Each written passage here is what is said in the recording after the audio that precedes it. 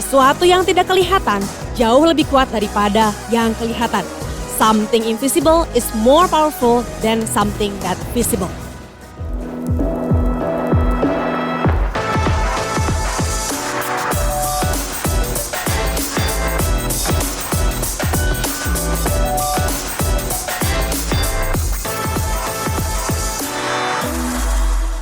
Happy weekend guys! Welcome to September. Semoga kita semua bisa terus semangat buat jalanin bulan ini. Buat teman-teman pelajar yang baru pertama kali join ibadah Radiance kita, welcome ya! Selain ibadah online, kita juga ada ibadah onsite loh guys. Ibadah onsite kita ada di Pasir Koja pada pukul 8.30 dan 10 pagi atau di satelit Kopo dan Bandung Utara pada pukul 9 pagi. Buat teman-teman yang tinggal di kota Bandung, ditunggu ya kehadirannya. Nah, sekalian nih, gue juga mau infoin kalau di hari Jumat tanggal 16 September nanti, kita akan ada Worship Night di Pasir Koja 58. Worship Night ini free dan terbuka untuk siapa aja. Jadi, kalian bisa ajakin teman-teman kalian sebanyak-banyaknya ya. Tempat terbatas, so jangan lupa untuk registrasi dulu ya teman-teman. Sekarang, kita mau sama-sama memberikan persembahan bagi Tuhan. Kalian bisa memberikan persembahan melalui nomor rekening atau QR Code yang tertera di layar kalian. Selamat memberi! Yuk, langsung aja kita siapin hati kita dan jangan lupa buat siapin roti serta anggur perjamuan. Enjoy the service guys! Apa kabar semuanya? Mari sama-sama kita naikkan pujian untuk Tuhan. Come on!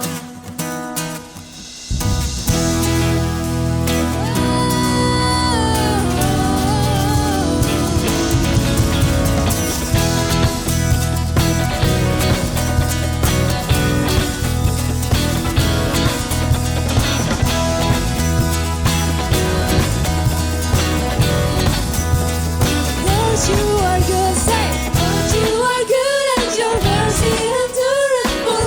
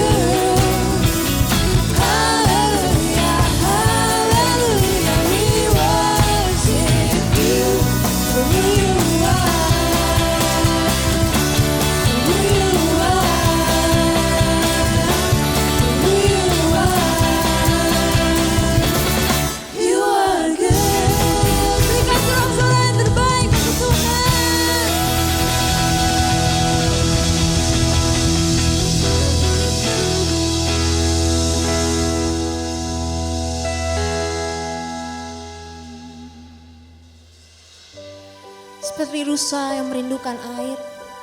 Begitupun hati kami Bapa, kami haus akan Roh-Mu Tuhan. Dan ini nyanyian hati kami Bapa. Kau Tuhan, penolong dalam hidupku. Ku percaya hanya kepadamu. Kau pegang tanganku dan tuntun langkahku. Yesus, Kau perlindunganku. Kau Tuhan, menolong dalam hidupku, penolongku dalam kesesakan. Kau gunung batuku dan pertahananku. Yesus, Kau kemenanganku. Yesus, padamu ku berseru, Kaulah penyelamatku. Terpujilah Kau Tuhanku. Mulutku memuji nama-Mu sepanjang umur hidupku. Terpujilah Kau Tuhanku di atas segalanya. Sama-sama katakan. Kau Tuhan, penolong dalam hidupku, penolongku dalam kesesakan. Kau gunung batuku dan pertahananku. Yesus, Kau kemenanganku. Yesus, padamu ku berseru, Kaulah penyelamatku. Terpujilah Kau Tuhanku. Mulutku memuji nama-Mu sepanjang umur hidupku. Terpujilah Kau Tuhanku di atas segalanya. Yesus, padamu ku berseru, Kaulah penyelamatku. Terpujilah Kau Tuhanku. Mulutku memuji nama-Mu sepanjang umur hidupku. Terpujilah Kau Tuhanku di atas segalanya. Kaulah sumber kuatku, Kaulah kehidupanku. Kaulah pertahananku. Ku percaya padamu.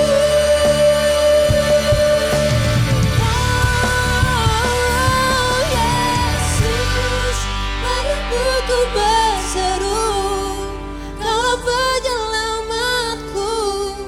Terpujilah Kau Tuhanku. Mulutku memuji nama-Mu sepanjang umur hidupku. Terpujilah Kau Tuhanku di atas segalanya. Yesus, padamu ku berseru, Kaulah penyelamatku. Terpujilah Kau Tuhanku. Mulutku memuji nama-Mu sepanjang umur hidupku. Terpujilah Kau Tuhanku di atas segalanya. Teman-teman, kita akan ambil bagian dalam perjamuan kudus. Mari kita mempersiapkan diri kita dan juga roti serta anggur. Dan kita akan melakukan ini untuk memperingati pengorbanan Yesus Kristus di atas kayu salib yang telah menebus setiap dosa kita. Dan sebelum kita ambil bagian dalam perjamuan kudus, mari kita membereskan sikap hati kita dengan memohon ampun atas setiap dosa yang telah kita lakukan dan belajar juga untuk mengampuni kesalahan orang-orang yang telah menyakiti setiap kita. Mari kita ambil waktu teduh sejenak.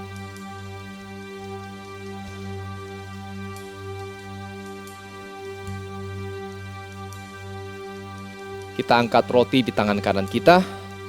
Sebab apa yang telah aku teruskan kepadamu, telah aku terima dari Tuhan. Yaitu bahwa Tuhan Yesus pada malam waktu ia diserahkan, mengambil roti dan sesudah itu ia mengucap syukur atasnya. Ia memecah-mecahkannya dan berkata, inilah tubuhku yang diserahkan bagi kamu. Perbuatlah ini menjadi peringatan akan aku. Mari kita makan roti ini dengan penuh ucapan syukur di dalam nama Tuhan Yesus.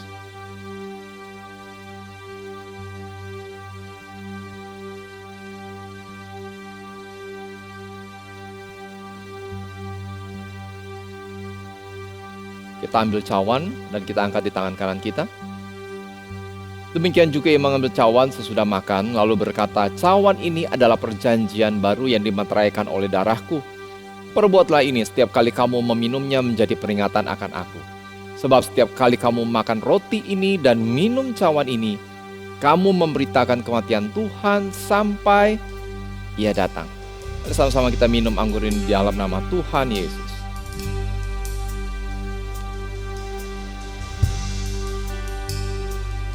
Haleluya, haleluya. Kami mengucap syukur atas pengorbananmu di atas kayu salib bagi setiap kehidupan kami. Engkau yang telah menebus dosa kami. Engkau membebaskan kami dari masa lalu. Dan kami bersyukur karena Engkau memberikan masa depan yang terbentang, yang cerah di hadapan kami. Kami mengucap syukur Engkau menyertai kami. Engkau memampukan kami. Kami menaikkan syukur kami Bapa hanya di dalam nama Tuhan Yesus. Mari naikkan pujian yang terbaik bagi Allah kita. Yesus, padamu ku berseru, Kaulah penyelamatku, terpujilah Tuhanku. Turut ku memuji namamu, sepanjang umur hidupku, terpujilah Tuhanku di atas segalanya.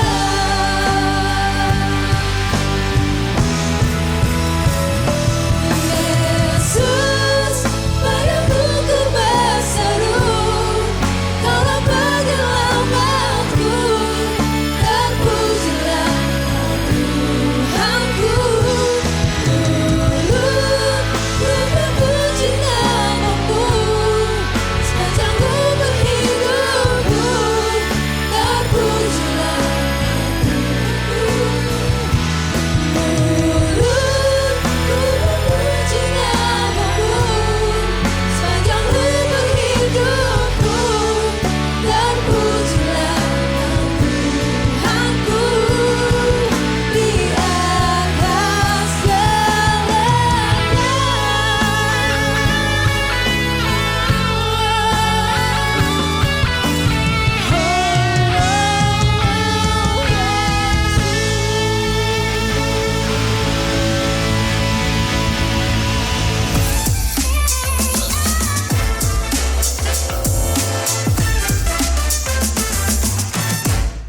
Happy weekend students, welcome back to the one and only Radiant Student Service. Kita bersyukur untuk perjamuan kudus yang sudah kita makan bersama-sama, yang sudah kita rayakan bersama-sama. Bahwa Tuhan Yesus telah mati untuk kita semua, menebus dosa kita semua, dan membuat kita memiliki masa depan di dalam Tuhan. I believe that we will enjoy this September and we will start this month together with God. Kita sama-sama berdoa dan menyerahkan awal bulan ini kepada Tuhan. Tuhan Yesus, kami bersyukur untuk bulan September dan kami bersyukur untuk kesehatan, untuk anugerah Tuhan bagi kami dan keluarga kami. Kami mau menyerahkan hidup kami ke dalam tangan Tuhan. Kami minta Tuhan perbaharui terus pembaharuan budi itu dalam hidup kami sehingga kami bisa terus-menerus menjadi semakin serupa dengan Kristus. Dalam nama Tuhan Yesus kami berdoa, amin. Teman-teman di sini siapa yang pernah ikut praktikum? Praktikum kimia, biologi, fisika, any praktikum yang pakai mikroskop? Ada teman-teman? Kalau buat yang belum pernah, nanti saya ceritakan ya yang mau kita bahas hari ini. Nah, waktu kita melihat ke lensa yang ada di mikroskop, bagi teman-teman yang belum pernah, apa sih yang akan kita lihat? Kita akan melihat hal-hal yang gak kelihatan kalau kita hanya pakai mata kita seperti biasa. Ada bagian-bagian yang sangat kecil yang membentuk setiap benda atau membentuk makhluk hidup sampai menjadi benda yang besar yang kelihatan oleh mata kita. Kita lihat di video yang satu ini.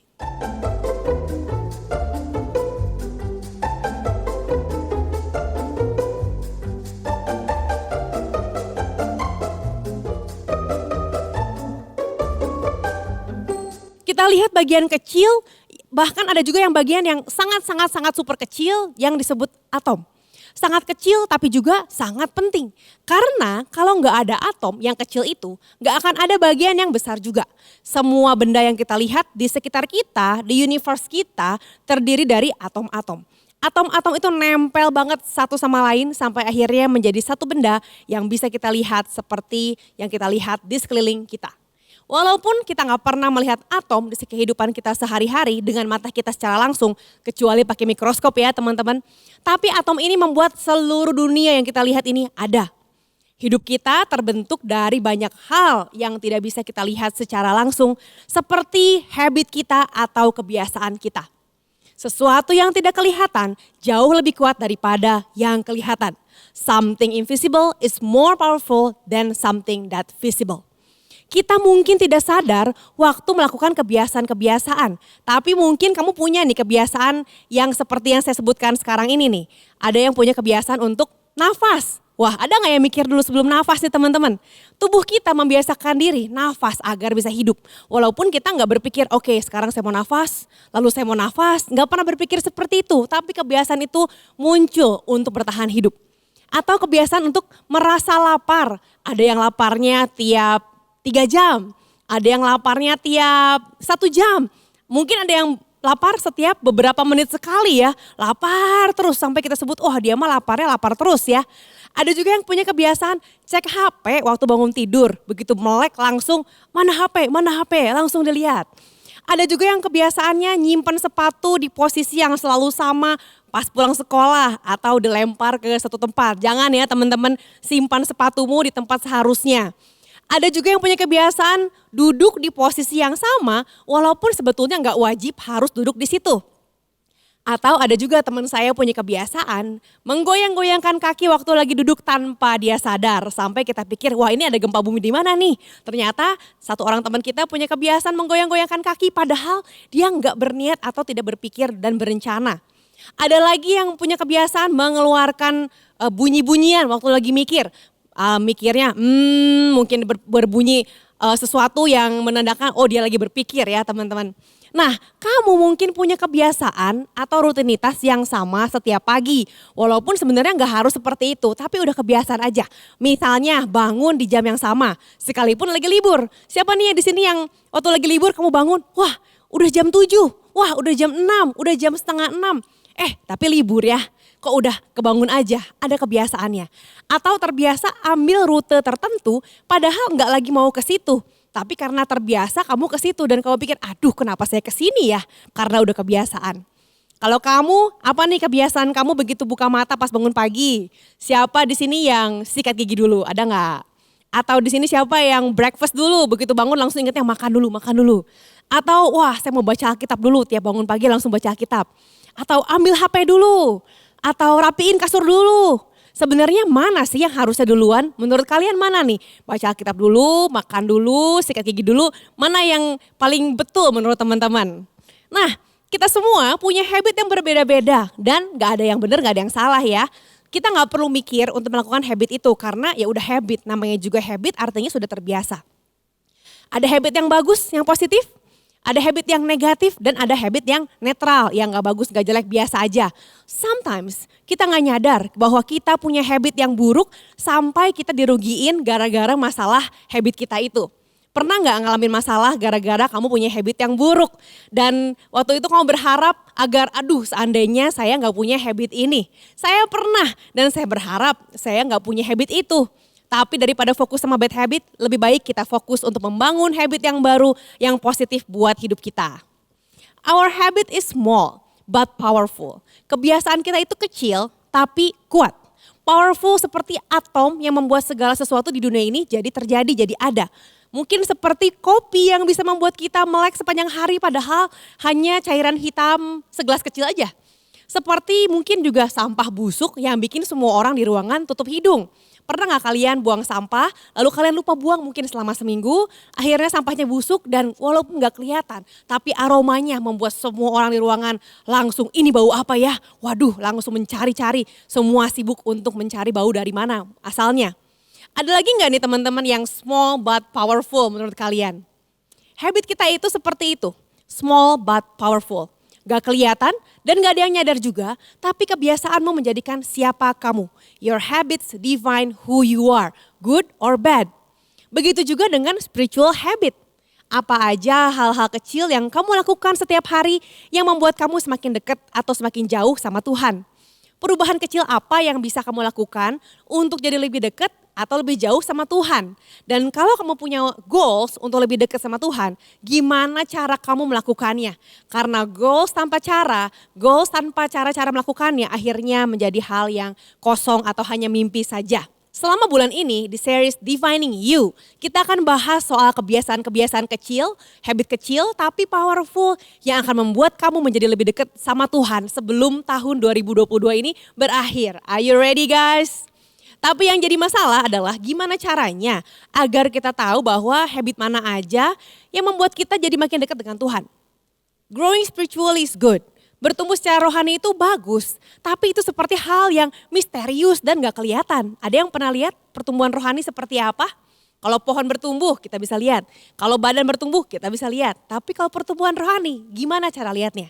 Apa artinya pertumbuhan rohani? Bagaimana prosesnya? Gimana kita tahu kalau kita udah bertumbuh atau belum? Ada satu orang murid Yesus bernama Matius atau Matthew. Ada yang namanya Matthew di sini? Matius adalah seorang sejarawan. Mungkin orang tua kalian berdoa agar kamu menjadi seorang sejarawan yang seperti Matius ya, yang sangat pintar dan sangat luar biasa. Matius ini ingin di firman Tuhan, dia ingin agar orang-orang dari generasi ke generasi mengingat apa yang sudah Tuhan kerjakan. Jadi Matius tulis secara detail semua cerita-cerita penting tentang Yesus. Nah teman-teman, kalian kalau mau baca cerita detail tentang Tuhan Yesus, baca Matius itu sangat mendetail. Yesus punya habit, dia punya habit naik ke gunung untuk saat teduh dan untuk ngobrol sama Tuhan. Matius nulis dari Yesus naik ke atas gunung berkali-kali. Di Alkitab kita baca lagi dan lagi Yesus naik ke atas gunung untuk berdoa. Biasanya sendirian. Tapi kali ini Yesus naik ke atas gunung gak sendirian. Dia ajak beberapa temannya dan sesuatu yang luar biasa terjadi. Di Matius 17 dijelasin banget secara detail. Ditulis gini, 6 hari kemudian Yesus membawa Petrus, Yakobus dan Yohanes saudaranya. Dan bersama-sama dengan mereka ia naik ke sebuah gunung yang tinggi. Di situ mereka sendiri saja. Jadi berarti ada siapa aja dari teman-teman? Ada Yesus, ada Petrus, Yakobus dan Yohanes berempat. Lalu Yesus berubah rupa di depan mata mereka, wajahnya bercahaya. Shining splendid ya teman-teman ya. Wajah Yesus bercahaya. Seperti matahari. Ada yang pernah lihat matahari di sini? Ada yang sanggup menatap matahari secara langsung? Kalau dikatakan bahwa seperti matahari artinya sangat-sangat menyilaukan. Dan pakaiannya menjadi putih bersinar seperti terang. Maka nampak kepada mereka Musa dan Elia sedang berbicara dengan dia. Kata Petrus kepada Yesus, Tuhan, betapa bahagianya kami berada di tempat ini. Jika engkau mau, biarlah kudirikan di sini 3 kemah. 1 untuk engkau, 1 untuk Musa, dan 1 untuk Elia. Di sini Petrus langsung ngomong dulu tanpa mikir gimana caranya bangun kemah, berapa lama dan gimana caranya mendirikan kemah. Petrus kaget, jadi dia langsung ngomong aja. Biasanya orang seperti Petrus itu orang sanguin, ekstrovert, dia ngomong duluan. Waktu dia lihat, wah ada ini langsung ngomong dulu. Padahal belum tentu itu possible ya. Petrus niatnya baik. Lalu ayat yang kelima dikatakan, dan tiba-tiba sedang ia berkata-kata, turunlah awan yang terang menaungi mereka dan dari dalam awan itu terdengar suara yang berkata, inilah anak yang kukasihi, kepadanya lah aku berkenan, dengarkanlah dia. Mendengar itu terus sungkurlah alias mereka semua terjatuh di tanah. Murid-muridnya semua terjatuh di tanah, 4 orang tersebut dan mereka sangat ketakutan. Lalu Yesus datang kepada mereka dan menyentuh mereka sambil berkata, berdirilah jangan takut. Dan ketika mereka mengangkat kepala, mereka tidak melihat seorang pun kecuali Yesus seorang diri. Teman-teman, pengalaman tadi tidak akan terjadi kalau seandainya para murid itu tidak sedang menghabiskan waktu atau spend time dengan Yesus. Di sini siapa yang love language-nya quality time atau spend time? Ada beberapa teman-teman di sini ya yang kalau pengen lebih dekat dengan seseorang akan spend time. Begitu juga dengan Tuhan Yesus. Murid Yesus itu kaget dan sebetulnya mereka pikir mereka sudah mengenal Tuhan Yesus. Ternyata mereka belum terlalu kenal kepada Yesus. Dan waktu mereka mengalami peristiwa yang ajaib tadi, mereka jadi lebih kenal lagi dengan Yesus karena mereka spend time dengan Tuhan Yesus. Nah teman-teman, ada lagi dari sudut pandang orang yang lain, dari sudut pandang rasul yang lain. Paulus. Kalau tadi kita udah ngomongin soal Yesus dan murid-muridnya, setelah Yesus terangkat ke surga, Paulus mengatakan bahwa komitmen kita untuk spend time dengan Tuhan akan membuat kita menjadi semakin serupa, semakin dekat, ditransformasikan seperti Kristus. Dia tulis di 2 Korintus 3 ayat 18, dia tulis demikian bahwa dan kita semua mencerminkan kemuliaan Tuhan dengan muka yang tidak berselubung. Dan karena kemuliaan itu datangnya dari Tuhan yang adalah roh, maka kita diubah menjadi serupa dengan gambarnya dalam kemuliaan yang semakin besar. Maksudnya apa ya? Bahasanya kok tinggi banget. Nah teman-teman, maksud Paulus adalah waktu kita mengenal Tuhan, waktu kita spend time, maka akan ada transformasi. Perubahan secara bertahap, supaya kita semakin hari semakin seperti Kristus. Oleh kemurahan Allah katanya, kami telah menerima pelayanan ini. Karena itu kami tidak tawar hati, tetapi kami menolak segala perbuatan tersembunyi yang memalukan. Kami tidak berlaku licik dan tidak memalsukan firman Allah. Ada orang-orang yang sebelum dia mengenal Kristus, dia berlaku licik misalnya. Dia berlaku yang merugikan orang lain, memikirkan diri sendiri. Ada juga orang-orang yang mungkin gak baca firman tapi mengatakan sesuatu atas nama firman Tuhan. Padahal bukan.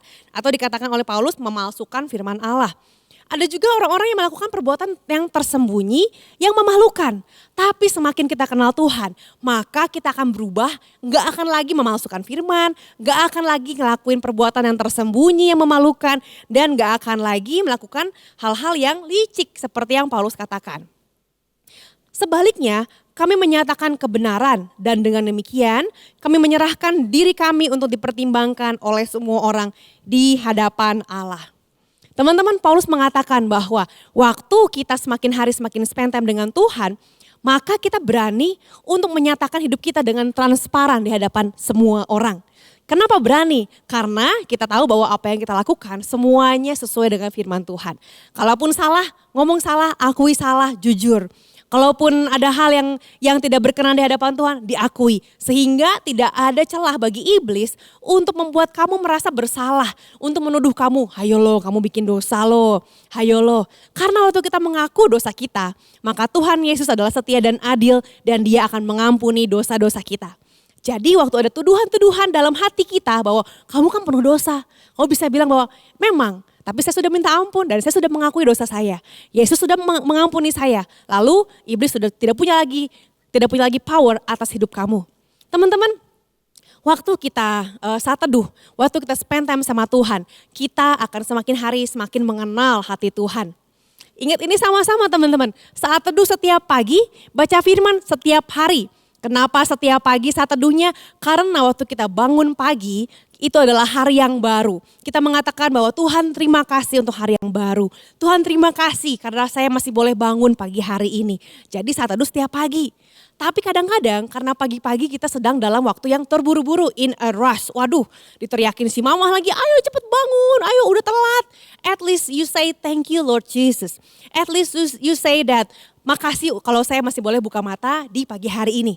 Nah, lalu baca firman setiap hari. Apa maksudnya? Tadi saya bilang sekali lagi, saat teduh setiap pagi. Baca firman setiap hari. Kenapa baca firman setiap hari? Kalau pagi-pagi belum sempat, hanya sempat baca satu ayat aja.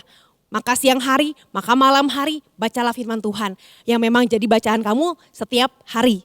Teman-teman, kalau kamu pengen spend time sama Tuhan, apa aja langkah-langkahnya? Ada 3 langkah yang mudah. How to spend time with God. Ada 3 hal yang bisa kamu lakuin. Ngapain aja sih? 1, learn. Pelajari firman Tuhan. We thank God for the Bible. Dari firman Tuhan kamu bisa belajar. Dari firman Tuhan kamu bisa mengenal siapa Tuhan Yesus. Kamu bisa lihat apa aja habit-habit yang dilakukan oleh Yesus dan oleh murid-muridnya.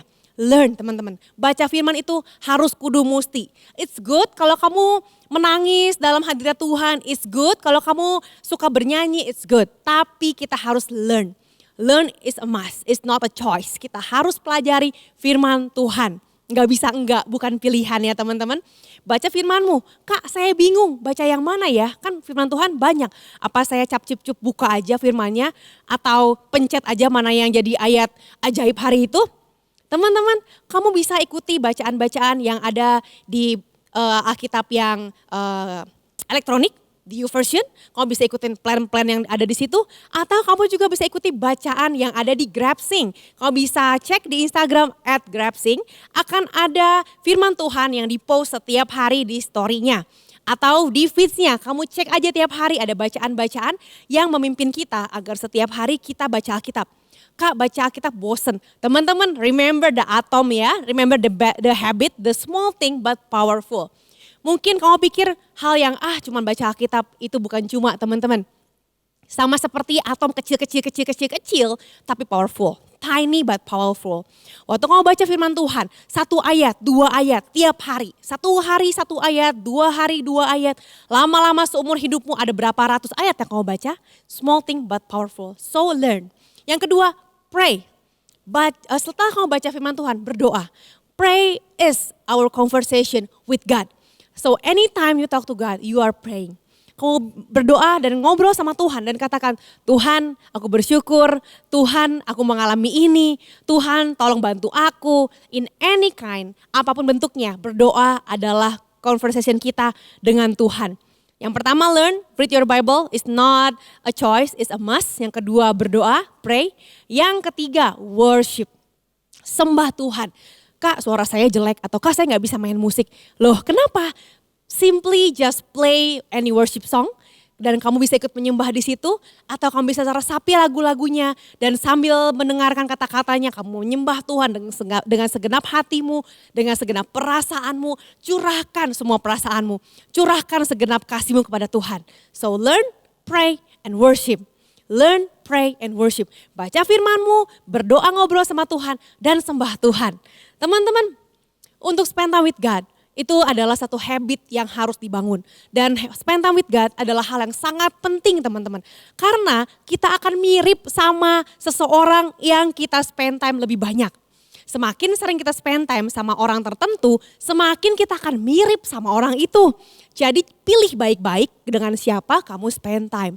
Dan teman-teman, sebelum spend time dengan human beings, dengan manusia yang kita bisa lihat, spend time with God every single day. Saat teduh setiap pagi, baca firman setiap hari. Learn, pray, worship. Saya saranin kamu punya 1 buku untuk mencatat apa aja yang kamu pelajari hari itu. Kalaupun kamu gak punya buku atau kamu pikir saya kurang efektif kalau nulis di buku, saya gak suka, saya sukanya mengetik. Oke, ketiklah, tapi make sure dan apa yang kamu ketik itu bisa ada di dalam satu notes yang sama. Supaya anytime kamu bisa lihat ulang apa saja yang kamu pelajari dan apa saja pesan Tuhan buat kamu. One day it will be helpful buat kamu. Teman-teman, hari ini saya mau ajak kalian untuk sungguh-sungguh mengenal Tuhan Yesus. Dan kalau ada di antara kalian mendengarkan firman Tuhan, ikutan ibadah, pelajar, diajak teman atau disuruh orang tua, whatever the reason is. Tuhan Yesus pengen mengenal kamu secara personal. Dan kalau kamu belum pernah menerima Yesus secara personal dalam hatimu, saya mau ajak kamu hari ini untuk menerima Yesus. Untuk mengatakan iya kepada Tuhan Yesus bahwa kamu mau untuk mengenal Dia. Kalau kamu mau, mari kita berdoa, ikuti doa saya. Tuhan Yesus, terima kasih untuk hari ini. Saya mengaku saya orang berdosa. Saya mengaku saya perlu Tuhan dalam kehidupan saya. Saya ingin bertumbuh secara rohani. Hari ini Tuhan, aku menerima Engkau sebagai Tuhan dan Juru Selamatku secara pribadi. Izinkan aku untuk mengenal Engkau dan aku ingin spend time lebih banyak dengan Engkau. Saat ini aku terima Engkau sebagai Tuhanku dan Juru Selamatku, jadilah Raja dalam hidupku. Di dalam nama Tuhan Yesus, aku berdoa. Teman-teman, Kalau kamu baru pertama kali menerima Tuhan Yesus sebagai Tuhan dan Juru Selamat, congratulations, welcome to the kingdom of God. Dan hari ini buat semua teman-teman yang ingin bertumbuh secara rohani di minggu pertama di September ini, mari kita sama-sama berkomitmen. Karena komitmen kita ini akan membuahkan hasil, yaitu pertumbuhan rohani. Dan kalau kamu mau komitmen untuk bertumbuh secara rohani lewat small habit, sama seperti atom gak kelihatan, remember? Walaupun gak kelihatan dan kalaupun kayaknya ngebosenin, but believe me, you will be thankful one day. Kalau kamu mau berkomitmen dan memulai komitmenmu hari ini, saya mau ajak kalian sama-sama berdoa. Tuhan Yesus, kami berkomitmen untuk bertumbuh secara rohani. Kami berkomitmen untuk learn, pray, and worship every day, every single day. Kami tahu ini hal yang kecil, tapi kami mau belajar untuk setia kepada perkara kecil agar Tuhan mempercayakan kepada kami perkara-perkara yang lebih besar. Tuhan ajar kami untuk membuka Alkitab kami setiap hari, membaca firman Tuhan setiap hari, ngobrol dengan Tuhan setiap hari, dan juga menyembah Tuhan setiap hari. Kami percaya suatu hari nanti akan membuahkan hal-hal yang positif, akan ada buah-buah damai sejahtera yang dihasilkan dari Roh Kudus. Terima kasih Tuhan untuk anugerah-Mu buat kami. Saat ini jemaat Allah, angkatlah tanganmu dan terimalah berkat Allah dalam nama Bapa, Putra, dan Roh Kudus. Biar berkat Allah yang menjadikan engkau berhasil dan biar pertumbuhan rohanimu akan semakin signifikan dalam bulan ini. Akan ada hal-hal yang terjadi yang belum pernah kamu alami sebelumnya. Hal-hal yang ajaib dan supranatural terjadi dalam kehidupanmu karena kamu spend time dengan Tuhan Yesus. Terimalah berkat Allah dalam nama Bapa, Putra, dan Roh Kudus. Amin. Teman-teman, kalau kamu pengen bertumbuh secara rohani, kamu gak bisa bertumbuh sendirian. Kamu perlu komunitas yang sehat, yang sama-sama ingin bertumbuh. So, join the small group dengan scan QR code ini dan bilang, saya mau join small group. How can I join the small group? Dan kalian juga bisa join ibadah pelajar setiap minggunya, karena di situ semua pelajar akan sama-sama mendengarkan firman Tuhan dan juga diskusi mengenai cara untuk mengenal Tuhan lebih jauh. Teman-teman, so happy weekend. God bless you.